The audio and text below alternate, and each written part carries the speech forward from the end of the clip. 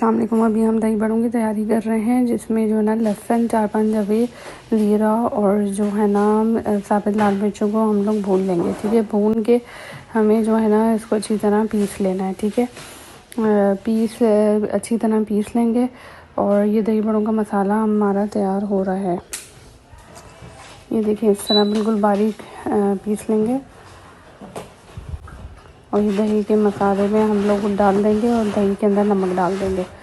ठीक है, दही फिटावा मैंने लिया है और ये बहुत ही मज़ेदार नमकीन दही बड़े बनते हैं, आप लोग ज़रूर ट्राई करिएगा। ठीक है, ये थोड़ा सा पानी डाल के जितना भी उसमें मसाला बचा था हमने उसमें डाल दिया। ठीक है, अब जो है ना हमने इसमें मिक्सिंग कर ली है अच्छी तरह, और मिक्सिंग के बाद जो बड़े हैं ना वो हम बेसन के जो बना लिए थे, बिल्कुल बेसन और नमक डाल के और थोड़ा सा सोडा डाल के हमने फ्राई कर लिए और फिर वो डाल दिया। ठीक है, इसका थोड़ा सा पानी डाला, इसको मिक्स किया और जो है ना बड़े जो है ना वो निचोड़ के बिल्कुल ना इसके अंदर डालते जाएंगे। ठीक है, झटपट हमारे दही बड़े तैयार हैं।